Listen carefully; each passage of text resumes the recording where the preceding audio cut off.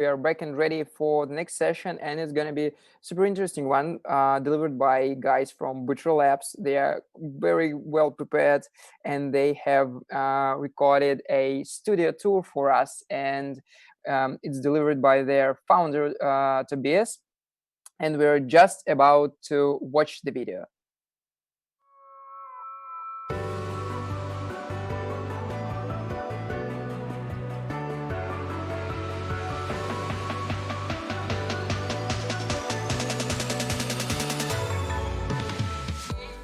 Hi. I want to take the time before Julian starts with his presentation to give you a very short glimpse at the Bytro office here in Hamburg.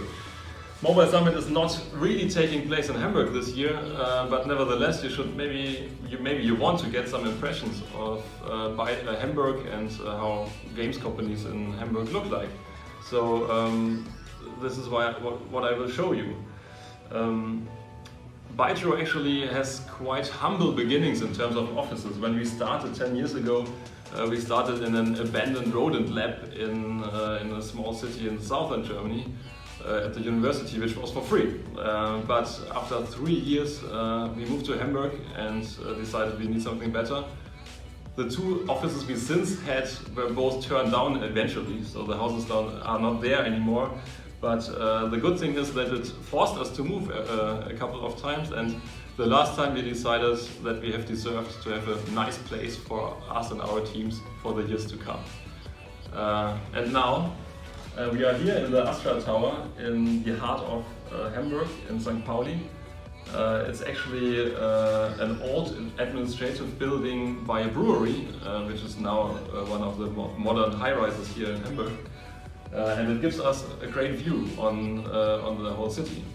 Behind me is the harbor, and over there is the Reeperbahn, the famous nightlife district of Hamburg. So, as I said, this is the place where we want to stay for the next years, maybe forever, because it's just a great place, and it's one of the reasons why people like to work at Bytro, actually. The office is big enough for 40 and comfortably 50 people, and that is also the plan, that we probably stay around that size and really focus on our strength and our games. Should we have to grow, then hopefully we will be able to get more floors here in addition to the 15th floor where we are at the moment. So now I would like to give you a quick tour of the office. And one of the philosophies we have is that product teams should really sit together in one office and work to be able to work together interdisciplinarily. And those teams shouldn't be too big. So it's usually 10 people working together, maybe on one topic max. So for example, here we have the Call of War team, which also contains live operations and analytics. Hi guys. Hi. Hello.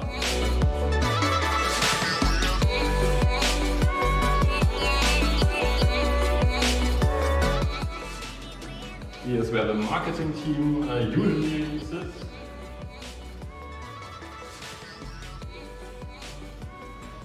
And here is the big kitchen, where also people can get snacks and drinks, coffee.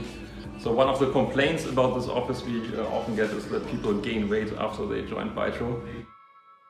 Yes. When COVID-19 became serious, we asked ourselves, what does that mean for us and our many fans?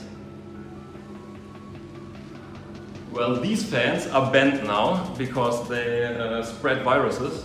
Our player fans, however, actually can play the games quite nicely and do so. For this office, we have taken measures to be workplace security safe and follow the regulations, the public regulations of Germany.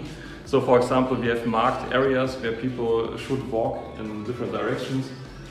We have rules of how many people can be in a room and how often fresh air has to come in. And also we have put in place rules for visitors who have to wear a mask when they visit us in the office. Here we are probably in the most important room at Bytro, the common room, the party area. Is where people can hang out, have fun together, have lunch, and where we have parties. Unfortunately, it's quite deserted at the moment, but we're really looking forward to have our first parties again once we can do parties again.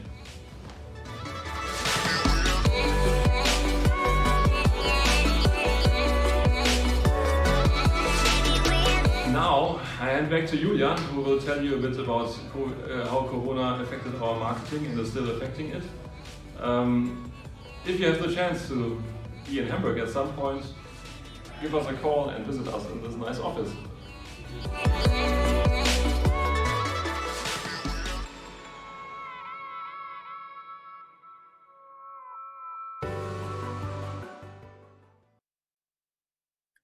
Hi, Julian. We're in the studio live. Welcome. Hey, Igor, how's it going? Fine, thanks. The video was awesome. I really envy what a magnificent view on the riverside you have. Yeah, we do have indeed, and in all four directions, basically. Yeah, like good place to be. Really good. So you are about to tell us some more interesting things right now. Exactly. Hi, guys. My name is Julian. I'm Director of Marketing at Bytro Labs, and I'm going to talk to you today about the unprecedented, the pandemic, and its influence on freemium cohort behavior. Well, if that doesn't sound hardcore enough, let's take a look at our games first. We started out with our first hardcore strategy title, Supremacy in 1914, right in the golden age of web gaming in 2009, before joining Stillfront Group in 2013. A little bit later, Call of War on desktop and mobile saw the light of day in 2015 and respectively 2017. We had our first publishing title, Conflict of Nations, live in 2016, and Supremacy Mobile in 2018. Well, 2020 will not only be the biggest year so far because of what happened during Corona times, no spoiler alert, but it will also be big because we still have two major launches ahead for us this year with the Great War on mobile and desktop and Conflict of Nations Mobile, which will be awesome. Quick word around our games, actually. So how we like to call them is long-term strategy games. That is, you play on big maps in a PvP environment over weeks and sometimes even months in real time. Means like you move an army and it takes hours. So you're almost as fast as moving armies like the US president.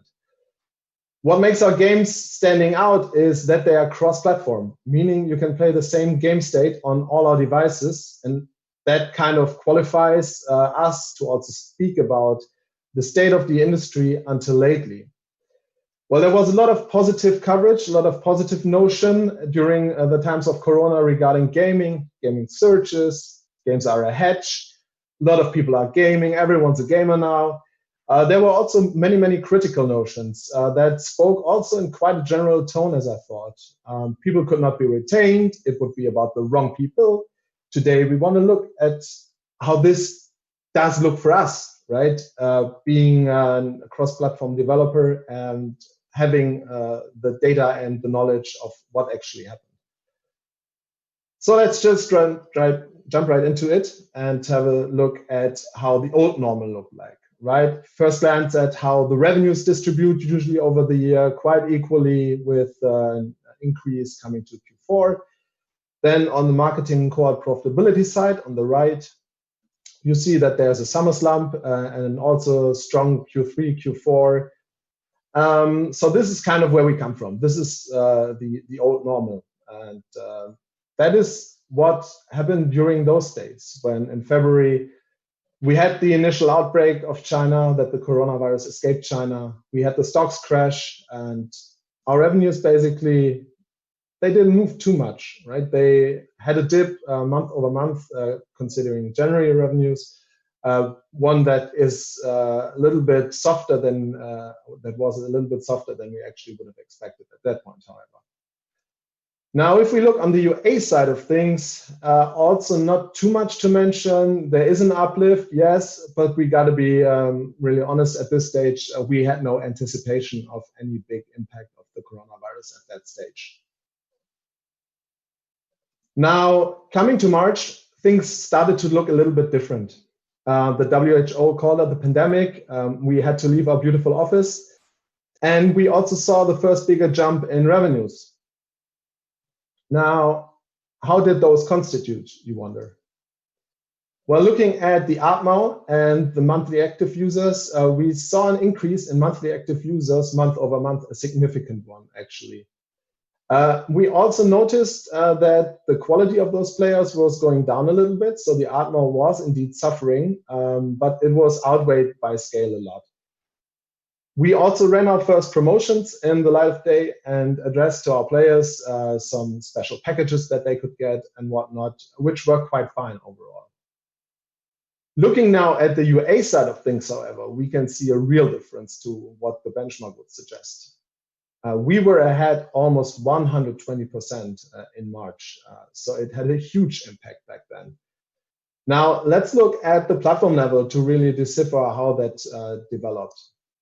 And this one's more of the complex charts, so I'm going to elaborate a little bit about it. You will see the customer lifetime value, the forecasted, the customer acquisition cost, and the registration by platform. So what you can see here basically is that for us, the registrations on the desktop side, they were really peaking. That coupled together with the fact that we had a margin increase of 100% made desktop really stand out. Mobile at that time was still more a bystander, we have to say. Let's, as an example, also look a little bit on the media buying part. Let's look at Facebook. How did Facebook develop? So we could see actually coming to March that the CPMs dipped. They dipped on desktop spontaneously. They dipped continuously more on mobile, but overall they were dipping. And there was a notion also that low CPMs could be indicative for a lower audience match, and that you got to be careful around that. Well, that might certainly be true. However, in our case, as we could see, when you compare the profitability to March of these Facebook cohorts to the ones in January, we had huge uplifts. We had an almost 20 times uplift on the desktop side. We had a 70% uplift on the mobile side. So this is a really important notion to make. This is also about accessibility of a game of incrementality.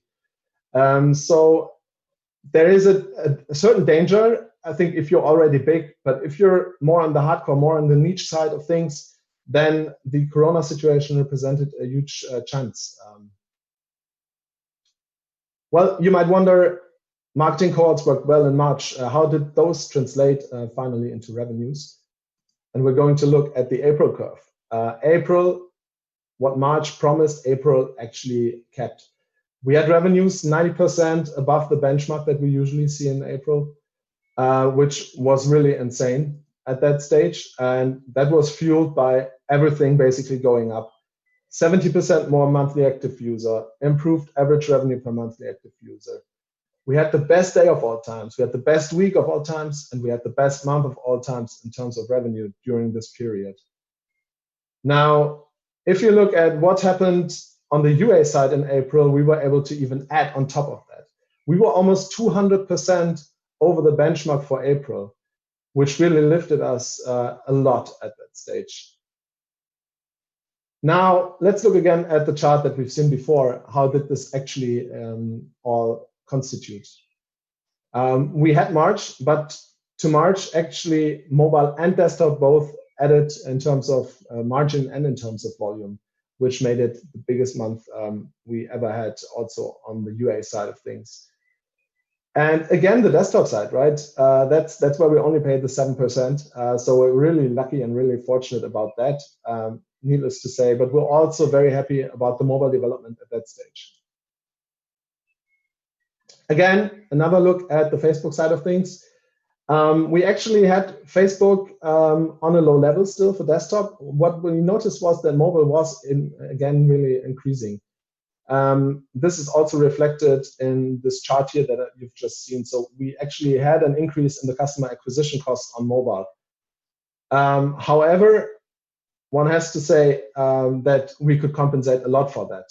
And if you look at the revenues in May, they just could maintain that level because of our very, very highly scaled and very successful media buying efforts in April. Well, let's take a look at how the age of those users that participated so much in April and May affected the revenue development back in the days. You will see that here down in the red box, you have the different cohorts. You can see that, of course, the new user impact is significant. You see these dotted lines here for mobile and desktop. But there's also a significant increase in those old players that return from desktop, that actually stay at home and play the Bytro games again on desktop, which made us really profit back in the days. So the huge reactivation, particularly there. But also on the mobile side of things, a really significant increase that just doesn't stand out as much when you have those different scales. Now, you might wonder, how actually did the UA side work in May? It did. It did.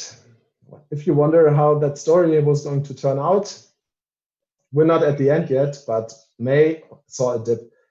And I can say with a fair precision right now that June also doesn't represent such a turnaround at this stage. Explanation for that, let's look again at the Facebook cohorts. We see that it seems to be a kind of V or U-shaped recovery happening on that end. And that actually could be confirmed by our Facebook reps yesterday, when they told us that many advertisers are asking again for April times, which they cannot promise, obviously. To make things worse, we'll probably have catch-up effects. We have the US elections coming up, and those actually might work as catalysts for the whole price development and even might lead to price explosions. Now, before we come to an end, I want to make one more notion around the quality of our users that we bought. You could see that the profits really exploded, but some notion was also around the fact that people might just not stay as much, and that could ultimately harm the forecasting that we do a lot. So what you can see here is the orange line, that is the ad spend for mobile and desktop in April. And the blue line represents the accumulated revenue of those cohorts, right? So you have mobile April on the left, desktop April on the right. And what you can see here is that at day 15, that is about the cohort mean age at the end of the month, we were already in a situation where we were having 60% of our ad spend recouped in revenues. So I'm a little bit puzzled when I hear that people say that at these cohorts you should be looking as if you're looking like at a new game. You should be very careful. That to me doesn't make the most kind of sense when you're already that well performing at the end of the reporting period. I really think also if you collect this data first, if you're very careful collecting that data, now where are you heading for now when the old times are seemingly coming back? It doesn't lead you anywhere good, right? I know there might be other businesses. I know there might be other games that work differently in terms of monetization. I just think a general consensus is very hard to find. And I'm happy to say that for us, it has been an unprecedented challenge and chance. And I'm very glad that we were bold enough to take it. So let's wrap it up here. What did we learn? The new normal is obviously not here to stay, sadly enough. The catch-up effects are kicking in, but you also know that the situation just might come back. And I think we as professionals have to seize these opportunities when they arrive, even though they arrive in disaster times. We've seen mobile and desktop, they have to be treated separately. There's no generalization possible. And you should make up your mind where you are with your game. You shouldn't fear the recession unless you have a forecasting model that's really looking at 3 or 4 years of recouping. Other than that, I think you should be optimizing your model and maxing out the opportunities as good as possible. Well, the recession, it may still come, right? It may still make this presentation and everything a zero-sum game. We might suffer hard, but it might be that others will even suffer more and not turn a zero-sum, but come out at a loss, which I think we will have avoided at that point. Apart from that, continue your old thing. Incrementality is, in my opinion, what made this 1, 2, 3 months really standing out, that we were diversified in our channel mix and we could seize this opportunity. And incrementality is ultimately what you should be looking at, in my opinion. I think also you should question the motivations of the players. Some people consider in-app purchases a luxury. I can not agree to that. On the contrary, I rather see playing games nowadays as a substantial part of the social life of players. I don't think even in a recession, people will just be sitting back and not spending any money on the games they love. So I have to disagree with that. And I think we can be much more confident with the games and the players that we have. Ultimately, if there's an opportunity that you can extend your games to desktop, I think it's worth thinking about it. Feel free to approach us on that topic and how we did it.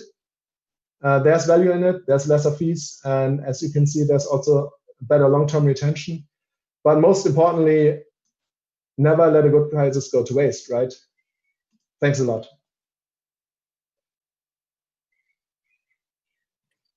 Thank you very much, Julian. This was a great